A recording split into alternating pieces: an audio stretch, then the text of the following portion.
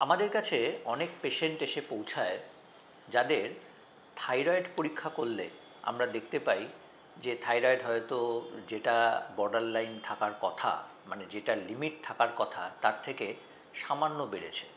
মানে ধরুন আমাদের ম্যাক্সিমাম বর্ডার লাইনে আমরা দেখি হচ্ছে 4.5 বা এরকম একটা লিমিট ম্যাক্সিমাম থাকে। তার হয়তো 5 পয়েন্ট সামথিং বা 6 পয়েন্ট সামথিং বা 8 পয়েন্ট সামথিং বা 9 পয়েন্ট সামথিং এরকম কিছু এসছে। তা অনেকেই কিন্তু সেটা নিয়ে চিন্তিত এবং তারপরে দেখা গেল ফিজিশিয়ান ভিজিট করেছে, ফিজিশিয়ান ভিজিট করার সাথে সাথে তার থাইরয়েডের ওষুধ স্টার্ট হয়ে গেছে এবং ওষুধ শুরু হওয়ার পর তার প্রচুর সমস্যা শুরু হয়েছে।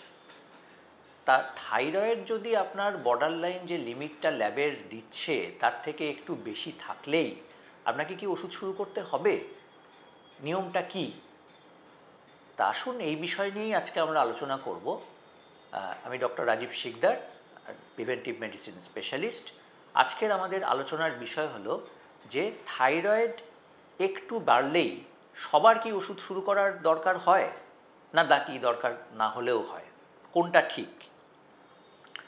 তা এই বিষয়ে প্রথমে আমি যেটা বলবো সে থাইরয়েড এবং থাইরয়েডের সিমটমস সেটা কি কি হতে পারে। এই বিষয়ে আমি একটা শর্ট ভিডিওতে বলেওছি যে থাইরয়েডের কি কি সিমটমস হতে পারে। তার মধ্যে একটা তো অবশ্যই উইকনেস, ওবেসিটি, মানে অনেক ওয়েট গেইন হয়ে যায়, তার সাথে সাথে খুব বেশি জয়েন্ট পেইন, বডি এক হচ্ছে, সেটা হতে পারে। পালস রেট অনেক কমে গেল, চামড়া খসখসে হয়ে গেল বা টোট স্কিন তৈরি হলো, প্রচুর পরিমাণে চুল উঠে যাচ্ছে, এটা হতে পারে।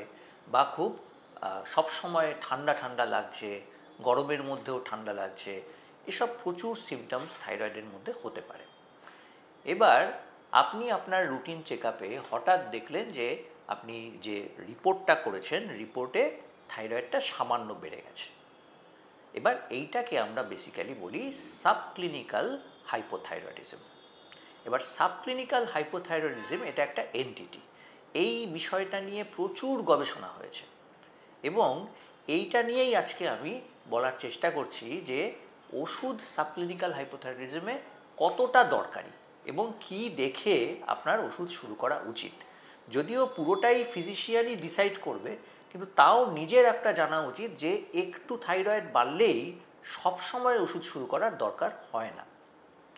এইবার ধরুন আপনার সাবক্লিনিক্যাল হাইপোথাইরয়েডিজম হয়েছে, আপনার কয়েকটা জিনিস দেখা উচিত। তার মধ্যে একটা হচ্ছে পরিমাণটা কত।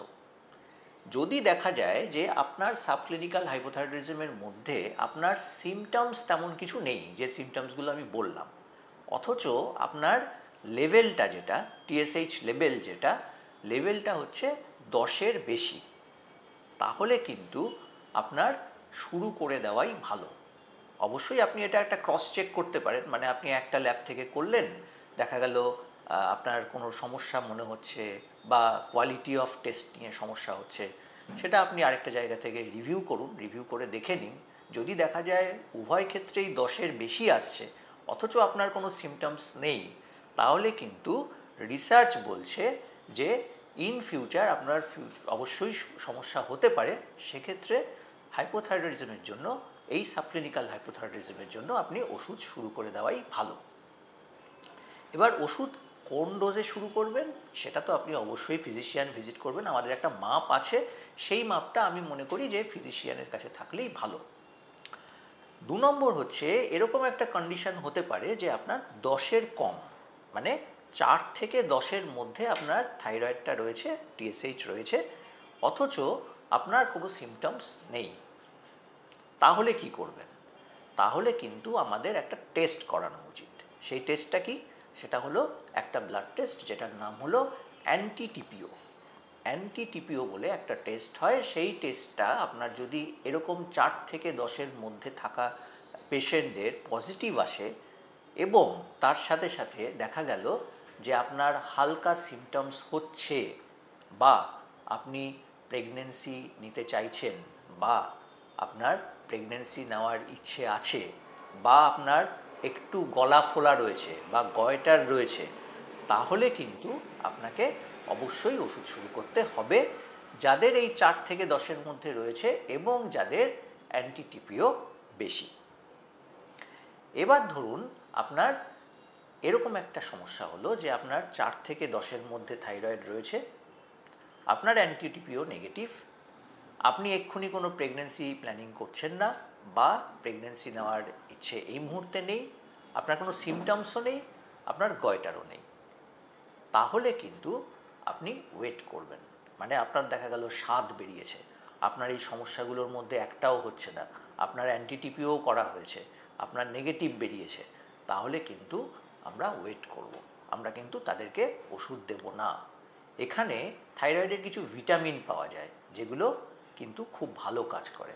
সেই ভিটামিনগুলো দিয়ে আমরা তখন 1 মাস বা 2 মাস একটা ট্রায়াল দিতে পারি, যে ট্রায়ালের পরে আমরা আবার একটা রিপিট করতে পারি থাইরয়েডের রিপোর্ট, যেখানে আমরা দেখব যে টিএসএইচ কত হলো এবং তার মধ্যে তার অন্যান্য সিমটমস কিছু ডেভেলপ করলো কিনা।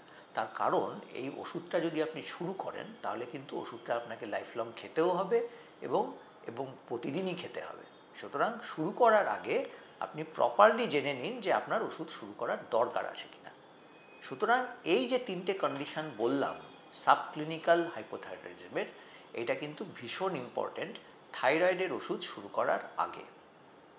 আশা করি এই ভিডিওটা আপনার বেশ কার্যকরী হবে থাইরয়েডের যারা পেশেন্ট আছে তাদের জন্য। যদি কোনো কোয়ারি থাকে অবশ্যই আমাকে ওইখানে কোশ্চেন করতে পারেন, আমার চ্যানেলে সাবস্ক্রাইব করতে পারেন। Thank you.